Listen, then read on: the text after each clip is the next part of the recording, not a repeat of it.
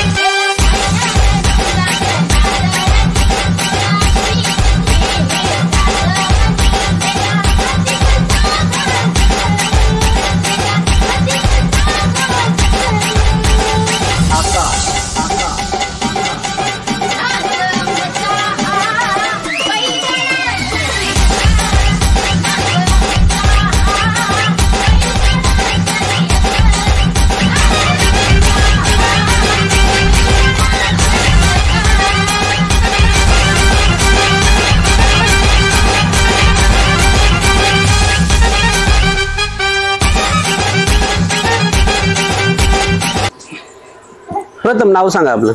सुनील आरुंबा झाले, मुक्काम मिंडेवाडी, पोस्ट नवलापुंद्रे, तालुका मावळ, जिल्हा पुणे. बरं, हा नाद आपल्याला कधीपासून लागला? नाद आपला वडिलोपार्जितच आहे. म्हणजे माझ्या वडिलांनी वैयक्तिक पहिले 25 ते 30 वर्ष गाडा पळवला. आता जो आपला नंद्या आहे, हा, तर नंद्या म्हणजे कधी घेतला होता आणि खरेदी कुठं घेतला होता आणि खरेदी कधी झाली होती आपली? नंद्या आपण बंदीच्या काळात घेतला होता बा. नंद्या हा सातारा भागातून कलिलोन गावातल्या दादा म्हणतात, त्यांचं नाव माझ्या लक्षात नाही, त्यांच्याकडनं आपण आहे ना बंदीच्या काळामध्ये घेतला होता. बरं, आता पळतो कुठं तो? आता पहिले आपण आणल्याच्या नंतर नाही ना, साधारण 2 ते 3 वर्ष आपण घाटाला पळवला. पहिल्यांदा बैल आणला तर बरीच लोक म्हणायची हा बैल काय कामाचा नाही, हा काय पळू शकत नाही. पण म्हटलं जाऊ दे, आपण पण त्याला काय एवढी काय किंमत नव्हती. आपण खाली 35,000 रुपयात 2 जाती वासरू आणलं होतं.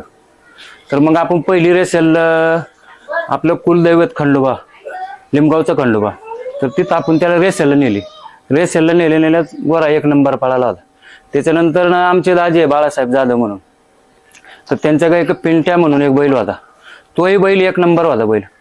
पण कसं राहतं घाटा क्षेत्रामध्ये ना, जोपर्यंत बैल म्हणजे 1 नंबरच्या बाडीमध्ये उठून दिसत नाही तोपर्यंत त्याला कोणी बैलच देत नाही, अशी घाटाची परिस्थिती. त्यावेळेस काय आलं, बैल तर तो 1 नंबरचा होता पण त्याला व्यवस्थित साथ भेटत नव्हती. त्यांनी बरंच बैल चेंज केले नाही का त्या टायमिंगला, पण त्यांचाच बैल उठून पळायचा. ज्यावेळेस आपल्याला बैल आला आणि आपली सांगड जुळाली, आपण पहिला घाट शिंदे गावात केला होता, त्यावेळेस 11:74 आपली बारी झाली होती. तिथून पुढे लगातार आमची बारी मग अरुण सकाराम झाली, मामा भाच्या जुगलबंदी ह्या नावाने आपली बैल पळायला लागली. तर आपण लगातार 2-3 घाट, एक म्हणजे लगातार 3 घाट तर आमचे असे झाले. तो 1 नंबर झाला. दुसऱ्या 2च दिवस फक्त, मग नंतर वाशिराचा घाट केला आपण, तिथं पण आपली बारी 1 नंबर झाली, तिथं फळीफळ झाली. नंतर पुन्हा 2 दिवस ब्रेक देऊन लगेच टाकू भरलं होतं, लगेच तिथं बैल नेली होती. आणि आम्हाला कांड आपल्या चुलत भावाचा पप्पू बदलली त्यांचं नाव आहे, तर त्यांचा एक कांड बैल असायचा. आणि त्याच्या मामाचा मुलगा, तर त्यांचा साई म्हणून एक बैल होता वाळूंचा, चंद्रकांत वाळून हे आमचे मामा आहे, तर त्यांचा एक बैल. असे आमची 4ही बैलच काय घरचीच. आणि त्या चुलत्याच्या मुलाचा मामाचा एक बैल, आणि आमचे भाचे राहुल जाधव असन, सागर जाधव असन, हे आमचे मामा भाचे जुगलबंदी 1 नंबर चालायला लागले. मग आम्ही घाटामध्येच बैल पळवली. मग काही दिवसानंतर आपल्याला टाइम नसायचं, त्यांचे पण व्यवसाय आहेत, दुकान आहे त्यांचे, त्याच्यामुळे त्यांना पण लय वेळ भेटत नाही. मग आमची बैल जरा रेस्टवरती थांबायला लागली. मग रेस्टवर थांबल्याच्या नंतर मग ज्याला जसा टाइम भेटन तसं मग ते गाडा पळू लागले. तर आपण बऱ्याच ठिकाणी कधी कधी मग समजा त्यांच्या बैलाला जर काय प्रॉब्लेम झाला तर आपण आपल्या बैला दुसरा बैल जोड बघायचा.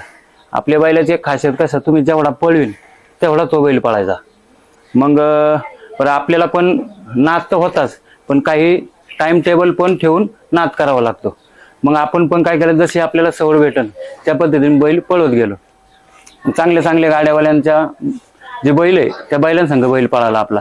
तर काही ठिकाणी घाटाचा राजा झालोय आपण, एकदाच झालोय घाटाचा राजा जरेवाडीला. त्याच्यानंतर फायनली 2-3 वेळा फायनल पण झाल्या आपल्या बैलावरती. बरं बैल आपला दोन्ही खांदे पळतो, डावीला पण आणि उजवीला पण. त्याच्यानंतर आत्ताच्या बंदी संपल्यानंतर मी हॉटेल व्यवसायावाला माणूस आहे. मग नंतर मला हॉटेल व्यवसायाकडे वळावं लागलं. बंदीमध्ये आपण भरपूर घाट केले. मग नंतर बैल आपला 1 नंबरचा. तर बैल आपल्या काय एक चरोलीचा एक माणूस आहे, त्यांचं नाव माझ्या लक्षात नाहीये, पण त्यांनी आपल्याला हा जो बैल आहे आपला 12 लाख रुपयाला बैल माहितला होता. परंतु बैल आपण साधारण 35,000 रुपयाला जर बैल घेतला होता. फक्त आपल्या वडिलांची इच्छा होती नाही का, बैल आपल्याला शेवटपर्यंत सांभाळायचा. बरं आपल्याला वेळ सुद्धा नाही की बैल सांभाळायला, आपण व्यवसायाची मंडळी असल्यामुळं बैलाकडे जास्त लक्ष देता येणार. म्हणून मग बैल आता आपला छकडीला पळतोय. छकडीला आता कुठं पळतो आपला बैल? बैल आपला कैलासवासी बाळासाहेब माधवराव तावरे पाटील यांच्या नावाने आपला बैल पळतो. तर ते आपले मित्र आहे अभिजित तावरे पाटील आणि त्यांचे मावस भाऊ संकेत उर्फ गोटूबाई जगताप, तर त्यांच्याकडेच बैल असतो. बरं आता मला सांगा की याची जात हा कोसामध्ये येतो नाही का? हा, कोसा हे खिल्लार. कोसा खिल्लार पण आहे आणि थोडा गावरान पण आहे, मिक्स आहे जरा मिक्सचर मध्ये बैल आहे. आता मला सांगा, ज्यावेळेस बंदीच्या काळामध्ये कोणती बैल अशी झाली की बाबा जेणेकरून नाही का तुमचं नाव रगरूपाला आणलं त्यांनी? बंदीच्या काळामध्ये म्हणजे हाच बैल. याच्या अगोदर वडिलांनी जे बैल सांभाळली ना ते वडिलांना माहिती आहे. तर मला त्याच्यामध्ये जुन्या बैलांमध्ये 2-3च बैल आठवतात. त्याच्यामध्ये एक शेंगमोड्या म्हणून असं एक बैल, त्याच्यानंतर पैंजण पैंजण म्हणून आपण इथं बदलाडीमध्ये दिला त्यावेळेस.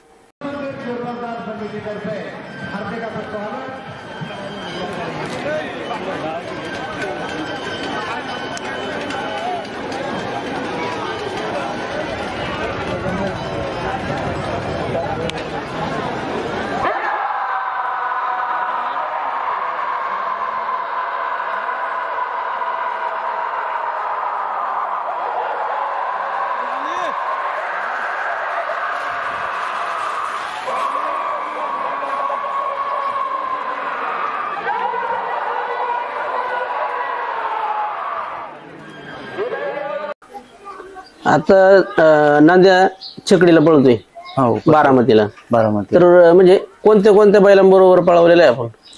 आता आपण नाशिकचे वादळ म्हणून बैल आहे, आता चांगला फॉर्मला बैल येतो. तर तेच संघ पण नांद्या पळालाय. कोली कपूरचा वजीर म्हणून एक बैलाचं नाव, तेच संघ बैल पळालाय. त्याच्यानंतर बुलेट आसन, त्याच्यानंतर शंभू आसन, त्याच्यानंतर आता कसं माहिती आहे का, हे जे पळवायचं नियोजन असेल किंवा कोणत्या मैदानाला न्यायचं आहे, याच्या संग कोणता बैल घालायचा आहे, तर ते अभि तावरे पाटील हेच करतात. आणि बैलाची तुम्हाला एक खासियत सांगतो, बैल आपला आहे ना, शेजारी कुणाची पण टॉपची गाडी लागू द्या आणि बैल फक्त त्या गाडीवरती पाहिजे, कोणती पण गाडी राहू द्या, तर त्या गाडीला 100% टाकणार तर टाकणारच. तुम्हाला किती सांगतो, बारामती केसरीमध्ये आपला गुलालाचा मानकरी आहे नंद्या, तर बारामती केसरीमध्ये काय झालं, लय जणांनी गाड्या, कारण तर तिथं याचे काय नाव त्यांचं, वडकीचा बायजा पळतो बघा, आणि त्याला फुरसुंगीचा सरपंच ही जोडी होती. ती गाडी त्या गटाला लागल्यामुळं गाडी कुण्याच झोपली नाही. तर त्यावेळेस आपल्या जी माणसं आहेत, अभि तावरे पाटील असेल, त्यांची ड्रायव्हर मंडळी असेल, तर ते म्हणले आपल्याला गाडी झोपायची. आपण आतापर्यंत बऱ्याच ठिकाणी गुलाल केलाय, आपल्याला टॉपची गाडी मारायची, म्हणून आपल्या तिथं 100% गाडी झोपायची. गाडी गटाला लागली, काहीतरी गट क्रमांक 4 का काहीतरी होता. तर त्यावेळेस लास्टच्या क्षणामध्ये बैलाने आपल्या वळून लावली, आणि त्यावेळेस याला वादळ होतं नाशिकचं, आंधळे म्हणून आहे त्यांचं वादळ पळतंय, तर ते वादळ याच्या बरोबर होते. त्या टायमिंगला बाकी बैजाची आणि फुरसुंगीचा सरपंच त्याची गाडी आपल्या नांद्याने मारली होती. आता भाऊ मला सांगा की जेणेकरून नाही का आपला 4 बैलगाडा घाटातला आणि छकडी याच्यातला फरक कळेल का, काय आहे? आता 4 बैलीमध्ये काय आहे माहिती आहे का, माणसं पण लागतात, आणि का बघा आता साधारण आपली जी घाटाची बैल जरा गरम राहतात, गरम म्हणजे मागं जोगट्यांना जरी 4-4 माणसं जरी, म्हणजे 2 बैलांवरती 8 माणसं तिथंच गेली, पुढं काही बैलांना 4 माणसं लागत आहे, काहींना 6 लागतात, काही 2 जण जरी माणसं पण लय लागतात. आणि तिथं कसं आहे माहिती आहे का, छकडी म्हणजे मला काय त्याच्यात आवड नव्हती, पण मला ह्या बैलामुळं मला पण त्याची आवड लागली. परंतु काय आपण कधीच जात नाही, कधीतरी वर्षातून मी म्हणतो 2 ते 3 मैदानाला मी तिथं जात असेल, तर सारखा पण काय आपल्याला वेळ भेटत नाही, त्याच्यामुळे आपण जात नाही. तर ह्या बैलामुळे मला छकडीची आवड लागली. मला घाटही तेवढाच आवडतो आणि छकडी पण तेवढीच आवडते, कारण तर मी ज्या वेळेस गेलो ना, त्यावेळेस मी खरा बैल पाळताना पाहिला. आता व्हिडिओमध्ये आणि समोर पाण्यात लय फरक. बैल आहे ना वरच्या रानामध्ये एवढा पळतो ना, की फक्त गाडी शेजारी टाईट गाडी पाहिजे, एकदम टॉपची गाडी. तर आपण तुम्हाला सांगतो, घासाघासीमध्ये बकासूरची गाडी असन, बलमाची गाडी असन, हरण्याची गाडी असन, त्याच्यानंतर कलिडोनचा एक काय नाव बैलाचं, कलिडोनचा एक बैल आहे, तो एक बैल, असेच नामांकित बैल आहे ही सगळी. म्हणजे आता टॉप 10 मध्ये जी ही बैल आहे ना, त्या बैलांच्या बरोबरीने बैल पळत आहे. फक्त दुसरा बैल जर कमी झाला तरच आपण घासाघासीमध्ये गेलोय तिथं, नाहीतर दुसरा बैल जर याच्या बरोबर जर पळला तर 100% नंद्या गुलाल घेणार का, तर घेणारच. बरं भाऊ मला सांगा की आता याला मागणी पण झाली असेल, मग तिकडं काही मागणी भरपूर झाली त्याला. बैल आता पण आपला 27 लाख रुपयाला बैल मागतात. फक्त आपल्याला कचऱ्यात सोनं भेटले म्हणून ते आपल्याला ते सोनं घालवायचं नाही. आपण जेवढं सांभाळतो ना त्याच्या पलीकडे पण ती मंडळी सांभाळतात. म्हणजे तावरे पाटील जी मंडळी आहे किंवा जगताप मंडळी आहे, आता बैल सासवडला असतो का, तर बैल दाट पळवणं आणि बैलाला टायमिंग देऊन पळवणं त्याच्यामध्ये लय फरक आहे. दाट जर बैल पळवला तर बैल जरा पुढच्या रानाला किंवा म्हणा किंवा पुढच्या मैदानाला कमी पडत. बैल जर तुरळक जर बैल पळवला, कारण तर हा जो बैल आहे ना बडाव बैल आहे, हा जर बैल मैदानात जर गेला लोक हसतात, त्याला नांगराचा बैल आणला म्हणते. सुरुवातीला नवीन तर काय आलं बऱ्याच मैदानामध्ये, ही गाडी अरे झोपा या गाडीमध्ये, कारण तर कैलासवासी बाळासाहेब माधवराव तावरे पाटील हे जे नाव आहे ना, एवढं महाराष्ट्रात गाजलेलं आहे, भरपूर गाजलेलं आहे. आणि त्यांच्या नावावरतीच लोक गाड्या काय झोपत नाही. परंतु हे बैल पाहून ती झोपायला लागली मंडळी काय. मग 2-3 मैदानामध्ये लगातार याने गुलाल केले. तिथून पुढे त्यांना लोकांना कळालं की नाही भाऊ, आत्ताची परिस्थिती अशी आहे की बैल ज्या गटाला राहील त्या गटाला लोक गाड्या झोपती नाही. टॉपचा संतोष झोपाय पाहतो, नाही तर दुसरे जे आहे ना की आपल्याला याच्यात गट घावला पाहिजे असे तसे, ती मंडळी बैल जर दिसला तर झोपतच नाही गाडी. किती मैदान मारलेत आता बघा, फर्स्ट टाइम आपण उपमुख्यमंत्री केसरी भरलं, सॉरी अजितदादा केसरी भरलं होतं. त्यावेळेस पंढरपूरचा सुधा म्हणून बैल होता याच्या जोडीला. तर तो बैल आणि हा बैल आपण तिथं 4 नंबरचा मानकरी ठरलो. म्हणजे उपमुख्यमंत्री केसरी पदाचा मानकरी हा. त्याच्यानंतर बारामती केसरी पण झालाय, त्याच्यानंतर मोरगाव केसरी पण झालाय, सासवड केसरी पण झालाय. म्हणजे असं जवळपासचे एकही मैदान नाही तिथं बैल गुलालात राहिला नाही. बैलाने बरंच आता त्या बक्षीस काय आपल्याकडे नाही. आपला बैल आहे ना ते सांभाळते ना त्याच्यातच आपल्याला समाधान आहे. आपल्याला त्या पैशाची आणि बैलाची किंवा त्यांनी काय जो इनाम पटकावलाय त्याची आपल्याला अपेक्षा पण नाही. फक्त आपली एकच अपेक्षा की बैल लास्ट पर्यंत त्यांनी सांभाळावा. बरं आता मला सांगा की नंद्या आता परत घाटात कधी दिसेल? घाटात आता चाललाय विचार की आता आलाय तर बैल 8-15 दिवस महिनाभर इथं थांबल. तर आपल्याला जर वाटलंच तर सुंदर अशी गाडी पळाली मोरगावकरांच्या नंद्याची आणि गाडी सेमीसाठी पात्र केली आजोड्यावर मोरगावकरांनी.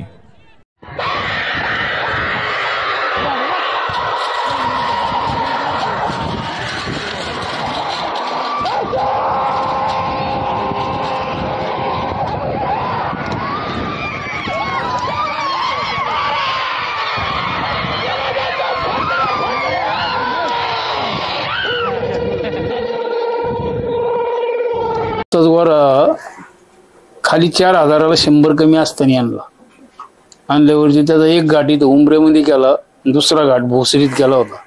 भोसरीत केल्यावरती ना इथं इतकी लोकांचं झगडं पडलं. एक करंजेचा शांताराम शिवेकर म्हणून मागायला लागला, चिंचबाजाराचा विठ्ठल मागायला लागला, खाली पानमध्ये एक मागायला लागला, लय लोक मागायला लागली. मग मागितल्यावरती माझ्याजवळ एकच बऱ्याच जणांनी माहितल्यावरती ती किंमत जुळता त्या काळामध्ये तो 17,000 रुपयाला गोरा खपल्या गेला. त्यांनी इतकी गाजवली. खेड, आंबेगाव, मावळ, मुळशी प्रत्येक बैल जोडला त्याला, पण कंचेच बैलाचं भागून नाही दिला. तो कधी फैल गेलाच नाही. तो एक माणसाला मग मागून तो देण्यात आला.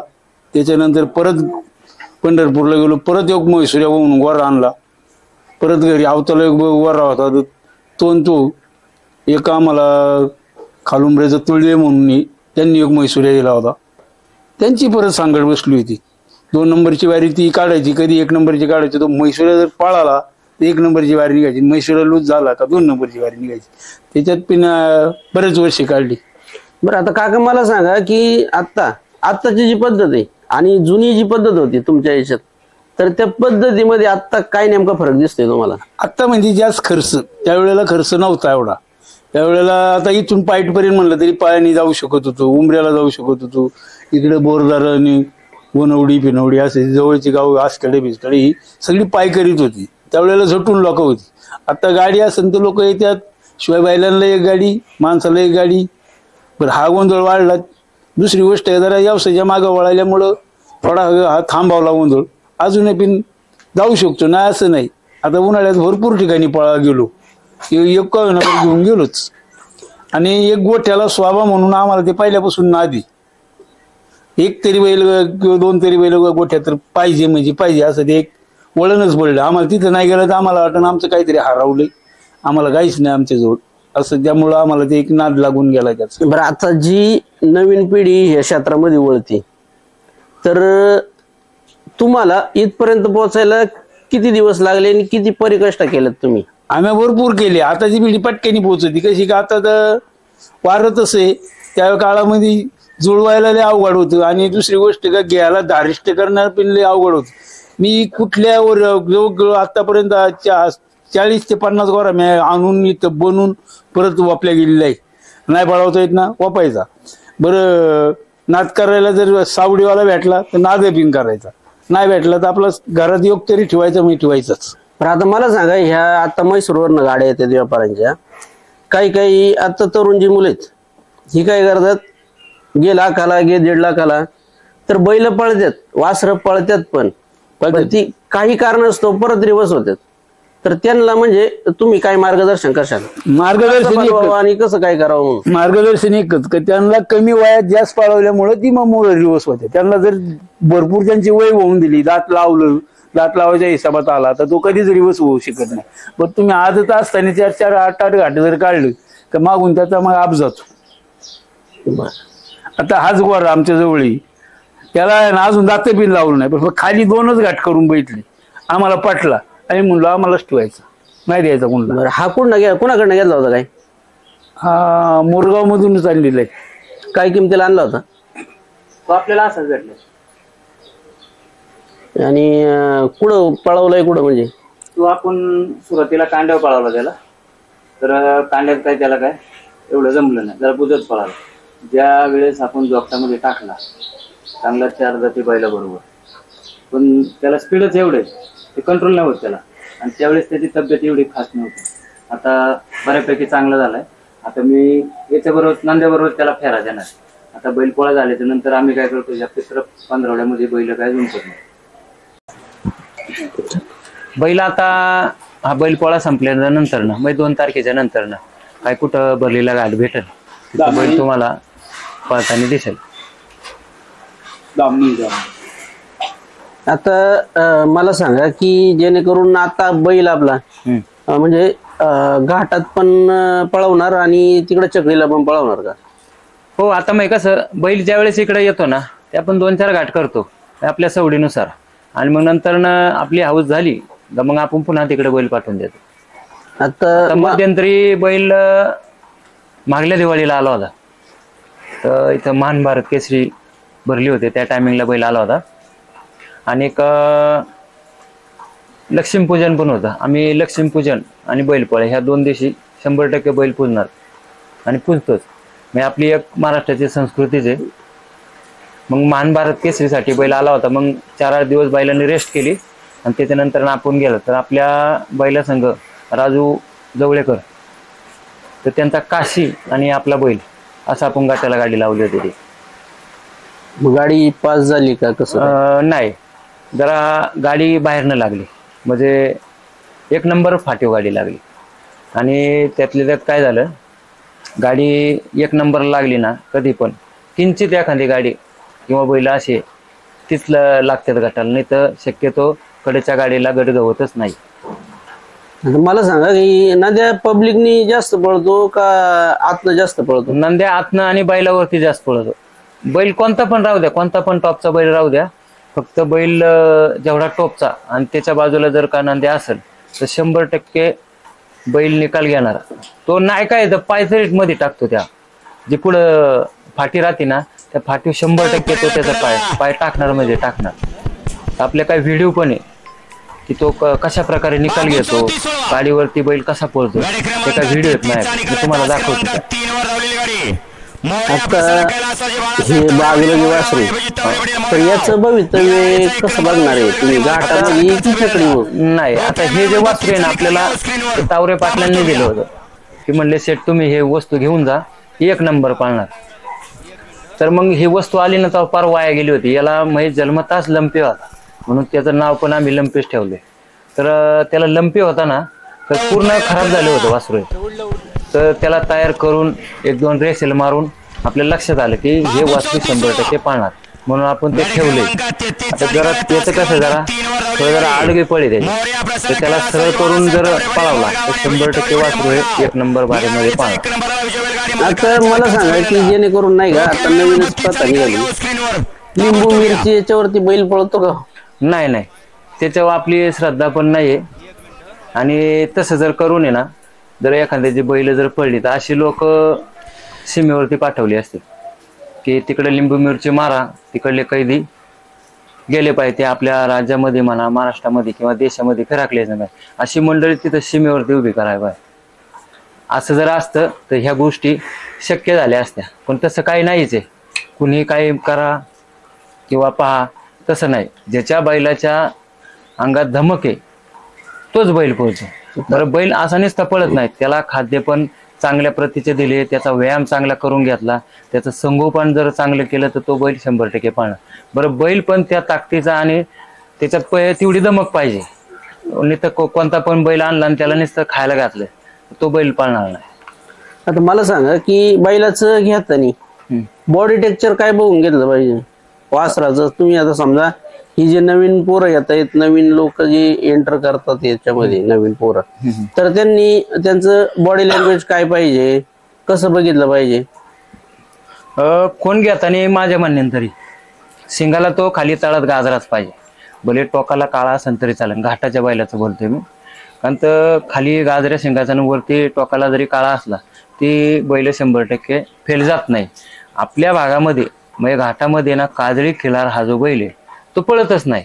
तो पळला तर 1 किंवा 2 वेळा पळन, तिसऱ्यांदा तो 100% घाटात उभा राहणार. बरं, दुसरी गोष्ट आता कसं माहिती आहे का, जी गावरांमध्ये जे बैल आहे ना तर त्यांना ते पोळ असू द्या, त्यांची शेपूट लांब राहू द्या किंवा दाड कातडाचं राहू द्या, ते काही काही गावरान असे बैल आहे ना ते पळतात म्हणजे पळतातच. आणि खिलारमध्ये आपल्या भागामध्ये जास्त करून बेरड जनावर असेल किंवा मग आपला कोसा खिलार असेल, त्याच्यानंतर म्हैसुऱ्या पण ही पण जात पळते. पण म्हैसुऱ्याचं एक सांगू तुम्हाला, म्हैसुऱ्या जर आदतमध्ये पळला ना तो दात लावला का 100% ब्रेक मारणार. आणि जो आदतमध्ये पळत नाही ना तो दात लावल्या पळतो. पण म्हैसूर बघा ना तुम्ही किती पण, आता घाटामध्ये आपल्या आहे ना एखादा म्हैसूर आहे किंचित असं बोटावर मोजण्या इतकं म्हैसूर आहे की ते आपल्याला पाळताना दिसतात. पण असं की म्हैसूरची दर शनिवारी म्हणा किंवा रविवारी सोमवारी सांगोल्यापासून तर आपल्या चाकण तळेगाव पर्यंत गाड्या येतात. आणि एका एका गाडीमध्ये 50-50, 100-100 म्हणले तरी ते आणतात तेवढ्या खापत्यात. पण ती तेवढी जी जनावर आहे ना ती कायमस्वरूपी ती पळतच नाही. ती जर पळवायची जर असेल तर त्यांना टाइम पिरियड देऊनच पळवली पाहिजे. ते असे लगातार जर सारखे पळवले ते धरसोडच करतात. तर आता यांच्यामध्ये बॉडी टेक्चर जो आहे आता म्हैसुऱ्यामध्ये आणि कोसामध्ये किंवा गावरांमध्ये, तर ह्या बैलांचा बॉडी टेक्चर कसा असतो? हा, किंवा त्याला गळवंड कमी पाहिजे. काय होतं, आपली वडीलधारी मंडळी म्हणतात की ज्याची गळवण मोठी आहे ना त्याला त्या पळताना प्रॉब्लेम येतो आणि ती जनावर जास्त काही पळत नाही. त्याच्यानंतर शेपटाला तो टाच लांडा पाहिजे. परत माथ्याला तो मोठा माथा पाहिजे त्या गोऱ्याला. अशी गोरं चापून लोक घेतात. शिंगाला पाटा नाही पाहिजे. म्हणजे आपल्याला घाटासाठी ना पाट्या शिंगाचं वस्तू जमत नाही, कारण ते कालांतराने ते मोठं झाल्यानंतर ते जो त्याच्या शिंगाला लागल्यानंतर ना तो जरा पळायचा कमी होतो. म्हणून उभ्या शिंगाचाच गोरा पाहिजे. असे आहेत काही गोष्टी. बरं, भाऊ तुम्ही खूप छान मुलाखत दिली. तर माझ्याकडनं आणि कॅमेरामॅन विकास जाधव शेतकरी ब्रँड पुणे ह्या युट्यूब चॅनलकडनं तुम्हाला पुढच्या घाटासाठी पण आणि पुढच्या फाटीसाठी पण खूप खूप शुभेच्छा. धन्यवाद.